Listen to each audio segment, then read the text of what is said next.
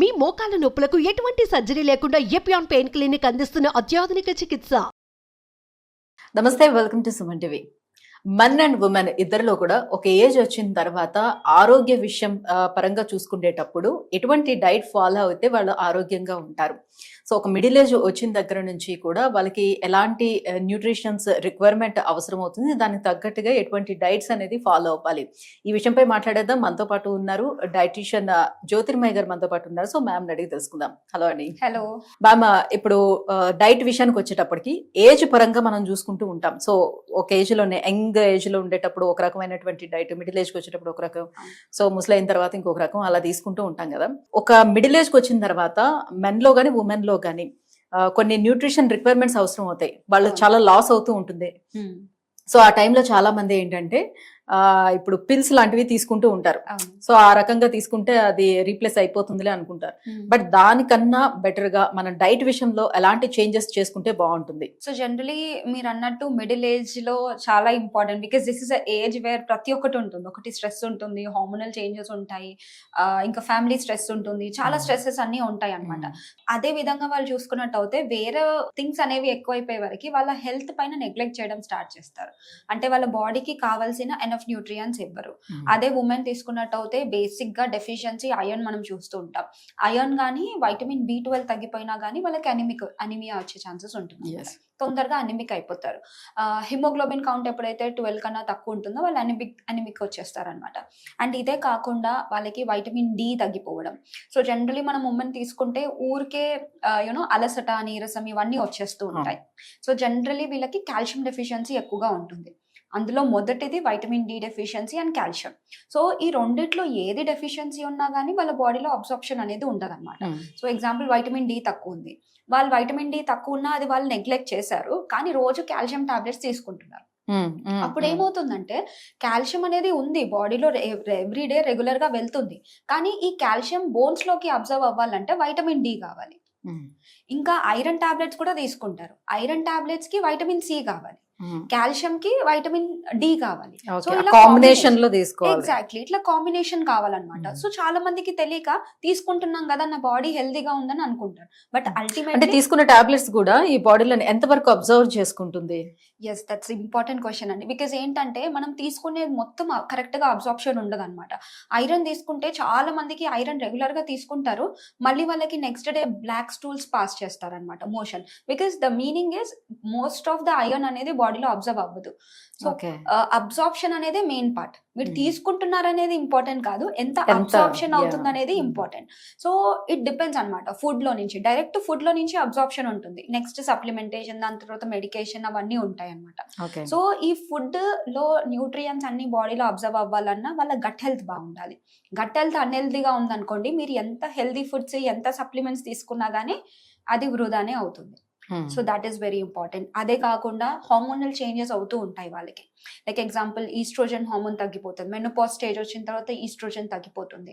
And younger age లో generally మనం PCOS చూస్తున్నాం, దానికి omega-3 ఫ్యాటీ యాసిడ్స్ కావాలి, కాల్షియం కావాలి, selenium, magnesium, K2, vitamin D, ఇలాంటివన్నీ చాలా ఇంపార్టెంట్ అనమాట. సో ఇలాంటివన్నీ డైట్ లో వస్తున్నాయి అంటే చాలా తక్కువ, మినిమం. వాళ్ళు తీసుకునేది ఏంటి, జనరలీ వాళ్ళు తీసుకునే డైట్ ఎలా ఉంటుంది, రైస్ ఉంటుంది, ఒక కర్రీ ఉంటుంది, అంతే. దానికంటే ఎక్కువ ఏముంటుంది, దాంట్లో న్యూట్రియన్స్ అన్ని కవర్ అవ్వవు. This is the reason for నీరసం కానీ, అలసట, ఇలాంటివన్నీ ఉంటాయి. అండ్ అదే మెన్ చూసుకున్నట్టు అయితే ఒక పర్టికులర్ ఏజ్ తర్వాత, అంటే యంగర్ ఏజ్ వరకు వాళ్ళు చాలా స్ట్రాంగ్ గా ఉంటారు. సో జనరలీ మనం అంటాం కదా మెన్ స్ట్రాంగ్ ఉంటారు ఉమెన్ కన్నా, బికాస్ వాళ్ళ మస్కులర్ పవర్ అనేది బాగుంటుంది. సో ఒక పర్టికులర్ ఏజ్, మిడిల్ ఏజ్ వచ్చిన తర్వాత ఏమవుతుందంటే వాళ్ళకి మజిల్ లో టిష్యూ లాస్ అనేది అవుతుంది అనమాట. సో దీనికి ప్రోటీన్ కావాలన్నమాట. ప్రోటీన్ కానీ గుడ్ ఫ్యాట్స్, అంటే like omega-3, omega-6 fatty acids అనేవి వాళ్ళ డైట్ లో ఉండాలి. మెగ్నీషియం కావాలి, జింక్ కావాలి, heart related issues, immunity strong ఉండాలంటే జింక్ కావాలి. ఇలా చెప్పుకుంటూ పోతే there are so many things అనమాట. సో మెన్ కి ఉమెన్ కి క్యాలరీ రిక్వైర్మెంట్ కానివ్వచ్చు, న్యూట్రియంట్ రిక్వైర్మెంట్ కానివ్వచ్చు, డిఫర్ అవుతుంది. సో ఉమెన్ కి స్పెషల్లీ ఐరన్, కాల్షియం ఇవన్నీ ఎక్కువ క్వాంటిటీలో కావాలి. సో మెన్ కి వచ్చేసి కావాలి, బట్ రిక్వైర్మెంట్ అనేది తక్కువ ఉంటుంది. సో వీళ్ళకి ప్రోటీన్ కంటెంట్ ఎక్కువ కావాలి, కొంచెం ఎక్సర్సైజెస్. సో ఇలా మనకి డిఫరెన్స్ అనేది ఉంటుంది అనమాట. రైట్. ఉమెన్ విషయానికి వచ్చేటప్పటికి వాళ్ళకి మంత్లీ పీరియడ్స్ అవుతూ ఉంటాయి. సో ఆ పీరియడ్స్ టైంలో చాలా వీక్ అవుతూ ఉంటారు. సో చాలా మందికి ఎక్కువ హెవీ బ్లీడింగ్ కూడా జరుగుతూ ఉంటుంది. సో అలాంటి టైంలో ఎటువంటి ఫుడ్స్ ని అవాయిడ్ చేయాలి, ఎలాంటి ఫుడ్స్ ని తీసుకోవాలి? ఉమెన్ కి స్పెషల్లీ పీరియడ్స్ టైంలో they have to take a well balance diet. చాలా మందికి ఏంటంటే అలసట, నీరసం ఎక్కువ ఉండే వరకు నెగ్లెక్ట్ చేస్తారు, తినరు. ఒక టాబ్లెట్ వేసుకొని పడుకుందామా, రెస్ట్ తీసుకుందామనే ఉంటుంది. యాక్చువల్ ఆ టైంలో ఆకలి వేయట్లేదు అని కూడా చెప్తూ ఉంటారు. ఎగ్జాక్ట్లీ, అపిటైట్ కూడా తగ్గిపోతుంది. బికాజ్ ఏంటంటే మనకి ఏదైనా పెయిన్ ఉన్నప్పుడు మన బాడీ ఫోకస్ మొత్తం దానిపైనే ఉంటుంది. We don't feel like eating anything. So అలాంటి టైంలో మనం ఏం చేయాలి, మీకు పీరియడ్స్ కి ముందు నుంచే విల్ గెట్ సమ్ సిగ్నల్స్. అంటే కొన్ని మన బాడీలో కొన్ని చేంజెస్ అవ్వడం ఇలాంటివన్నీ జరుగుతూ ఉంటాయి. So we need to make our body ready. అంటే మంచిగా ఒక మంచి నిద్రపోవడం, బాగా రెస్ట్ తీసుకోవడము, ఫిజికల్ యాక్టివిటీ. పీరియడ్స్ టైంలో కాకుండా నార్మల్ టైంలో ఫిజికల్ యాక్టివిటీ ఎక్కువ చేసామనుకోండి, పీరియడ్స్ టైంలో అంత పెయిన్ రాదు. And you will be active. అంటే మీ బాడీ అది బేర్ చేసుకునే కెపాసిటీ బాగుంటుంది అనమాట. అండ్ ఇదే కాకుండా వాళ్ళు తీసుకునే డైట్లో ఎక్కువగా ఐరన్, వైటమిన్ సి ఎక్కువ ఉన్న ఆహారాలు తీసుకోవాలి, ప్రోటీన్ తీసుకోవాలి. ఒక బాయిల్డ్ ఎగ్ తీసుకోవచ్చు, లేకపోతే మరి 1 handful of dry fruits, nuts and seeds తీసుకోవచ్చు. సో న్యూట్రియన్ కంటెంట్ ఎక్కువ ఉంటుంది. సో జనరలీ పీరియడ్స్ టైంలో మనం సీడ్ సైక్లింగ్ అని చెప్తాం. పీరియడ్స్ రెగ్యులర్గా కావాలి అంటే సీడ్ సైక్లింగ్ చెప్తాం. సో ఈ సీడ్స్ లైక్ సైక్లింగ్ వాడడం కానీ, లేకపోతే ఇంకా hydration is also very important. బాగా నీళ్ళు తాగడం కానీ, రెస్ట్ తీసుకోవడం, ఫిజికల్ యాక్టివిటీ అండ్ ప్రోటీన్స్ ఎక్కువగా తీసుకోవడం డైట్లో. ఇలా చేస్తే వాళ్ళకి పీరియడ్స్ టైంలో అంత ఎక్కువగా పెయిన్ అనేది రాకుండా ఉంటుంది. రైట్. ఇక మన విషయానికి వచ్చేటప్పటికి అప్పటి వరకు చాలా బాగున్న ఎంగేజ్ లోని ఒక 40 years వచ్చిన తర్వాత ఆటోమేటిక్ గా వాళ్ళకి బెల్లీ ఫ్యాట్ అనేది పెరిగిపోతూ ఉంటుంది కదా, ఎందుకు అలా జరుగుతూ ఉంటుంది? So that's really very good question అండి. బికాజ్ చాలా మందికి ఇదే క్వశ్చన్ ఉంటుంది. ఎందుకంటే ఒక పర్టికులర్ టైంలో నేను జిమ్ చేశాను, అంత బాగుంది, దాని తర్వాత నాకు పాట్ బెల్లీ వచ్చేసింది అని. ఎందుకు వచ్చిందంటే first thing is a hormonal changes. As your hormones changing, generally men కి టెస్టోస్టిరాన్ హార్మోన్ ఉంటుంది. ఈ హార్మోన్ లెవెల్స్ లో కొంచెం తగ్గిపోవడము, లేకపోతే వివిధ రకాల హార్మోన్స్ అండ్ మజిల్ కూడా అండ్ మస్కులర్ మాస్ కూడా తగ్గిపోతుంది. సో ఏమవుతుందంటే వాళ్ళకి స్ట్రెస్ కానీ, స్లీప్ కానీ ఇది కరెక్ట్ గా ఉండకపోవడం, న్యూట్రియన్స్ కరెక్ట్ గా తీసుకోకపోవడం, ప్రోటీన్స్ కరెక్ట్ గా ఉండకపోవడం. సో ఇవన్నీ ఫ్యాక్టర్స్ ని దృష్టిలో పెట్టుకుంటే డెఫినెట్లీ వాళ్ళ మజిల్ లాస్ అనేది అవుతుంది. అండ్ ఫ్యాట్, మనం ఏజ్ పెరుగుతున్న కొద్దీ మన బాడీ ఫ్యాట్ లవింగ్ అయిపోతుంది. ఏది తిన్నా కానీ తొందరగా ఫ్యాట్ లా కన్వర్ట్ అయిపోవడము, సో మజిల్ మాస్ అనేది అంత ఉండకపోవడం జరుగుతుంది. అందుకే ఒక మిడిల్ ఏజ్ రాగానే డెఫినెట్లీ ఫిజికల్ యాక్టివిటీ పైన దృష్టి పెడితే మీకు డెఫినెట్లీ అంత ఫ్యాట్ బెల్లీ రాకుండా ఉంటుంది అన్నమాట. సో ఇక ప్రెగ్నెన్సీ లేడీస్ విషయానికి వచ్చేటప్పటికి, ప్రెగ్నెన్సీతో ఉండేటప్పుడు చాలా గారవంగా చూసుకుంటారు. సో ఎక్కువగా తినాలని కూడా వాళ్ళని ఫోర్స్ చేస్తూ ఉంటారు. బికాస్ నీ ఒక్కదాని కోసం కాదు, నీ పొట్టలో ఉన్నటువంటి బేబీ కోసం కాబట్టి, సో 2 మనుషులకు సరిపడేటట్టు తినాలి అన్నట్టు పెడుతూ ఉంటారు. నిజానికి అంత అవసరం అవుతుందా? వాళ్ళ ఫుడ్ క్వాంటిటీ కానీ క్వాలిటీ కానీ ఎలా ఉండాలి? మీరు ప్రెగ్నెంట్ ఉన్నారంటే it doesn't mean that you have to eat more. చాలా ఎక్కువ, అంటే 2 ఉన్నారు కాబట్టి 2 అంత క్యాలరీస్ తీసుకోవాలని కాదు. ప్రెగ్నెంట్ ఉన్నారంటే రిక్వైర్మెంట్ ఆఫ్ క్యాలరీస్ డెఫినెట్లీ పెరుగుతుంది. Because baby growth and development కి క్యాలరీస్ అనేది కావాలి. అండ్ ఏం తింటున్నారు అనేది కూడా ఇంపార్టెంటే. సపోజ్ ఇప్పుడు మీకు ఒక 1500 కిలో క్యాలరీస్ కావాలి, మీ బాడీకి 1500 కిలో క్యాలరీస్ మీరు రెగ్యులర్ గా తీసుకుంటున్నారు.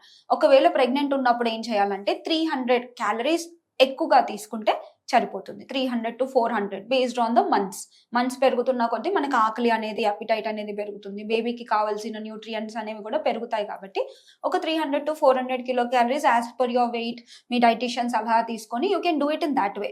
అండ్ ఇదే కాకుండా ప్రెగ్నెంట్ ఉన్నప్పుడు క్యాలరీస్ ఎక్కువ తినడంలో మనం ఎక్కువ తినాలనే పైన దృష్టి పెట్టడం కన్నా ఎంత న్యూట్రియంట్స్ తీసుకుంటున్నాం అనేది ఇంపార్టెంట్. సో ఇప్పుడు ఐరన్ కావాలి, బికాస్ ఫాలిక్ యాసిడ్ కావాలి. బేబీ ఫీటస్ యొక్క గ్రోత్ అండ్ డెవలప్మెంట్ కి ఫాలిక్ యాసిడ్ కావాలి.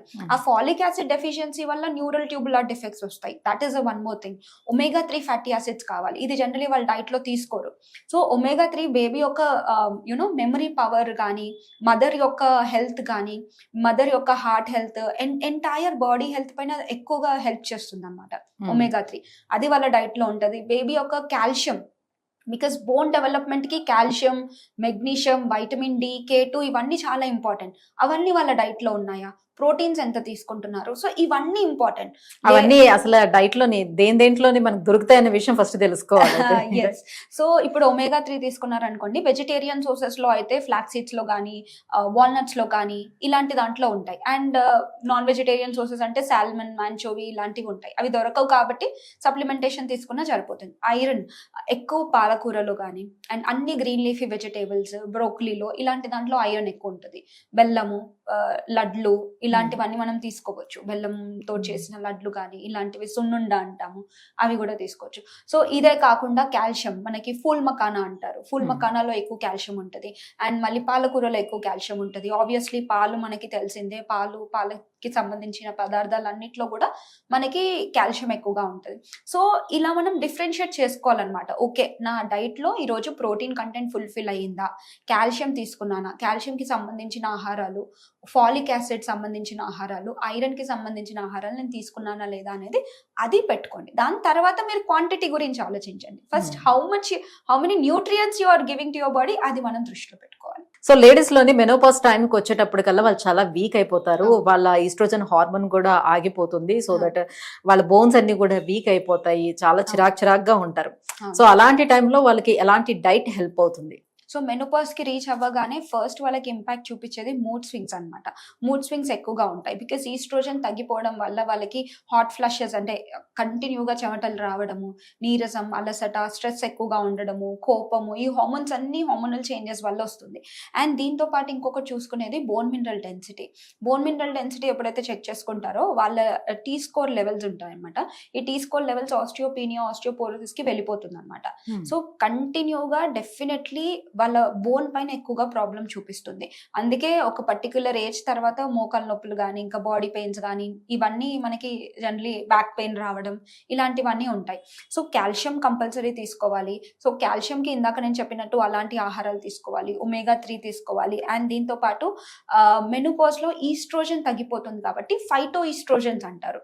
ఫైటో ఈస్ట్రోజన్స్ అంటే మనకి ప్లాంట్ బేస్ సోర్స్ నుంచి వచ్చే ఫైటో ఈస్ట్రోజన్ ఫుడ్స్ ఎక్కువగా ఉండే ఆహారాలు. లైక్ ఇప్పుడు డిఫరెంట్ కైండ్స్ ఆఫ్ మన క్రూసిఫరస్ వెజిటేబుల్స్ అంటారు, ఆ ఈస్ట్రోజన్ ఎక్కువగా ఉంటుంది. బ్లాక్ కోహష్ అంటారు, ఇందులో ఎక్కువ ఉంటుంది. సాయ్ బేస్డ్ ప్రోడక్ట్స్ ఏవైతే ఉంటాయో దాంట్లో కూడా ఈస్ట్రోజన్స్ ఉంటాయి అన్నమాట. సో ఇలా ఫైటో ఈస్ట్రోజన్ ఫుడ్స్ అనేవి వాళ్ళ డైట్ లో ఉపయోగించుకున్నట్టు అవుతే, సో అందరూ కూడా హార్మోనల్ రీప్లేస్మెంట్ థెరపీస్ చేయించుకోలేరు కాబట్టి ఫుడ్ రూపంలో తీసుకోవాలి. ఎగ్జాక్ట్లీ. సో ఫుడ్ రూపంలో తీసుకుంటే కొంచెం, అంటే ఆ సిమ్టమ్స్ అనేవి కొంచెం తగ్గడానికి బాగా హెల్ప్ అవుతుంది. Thank you so much. So men and women ఇద్దరు కూడా ఒక ఏజ్ వచ్చిన తర్వాత ఎలాంటి డైట్ ఫాలో అయితే ఎంత హెల్తీగా ఉంటారనే విషయాలు తెలియజేసినందుకు thank you so much. Welcome.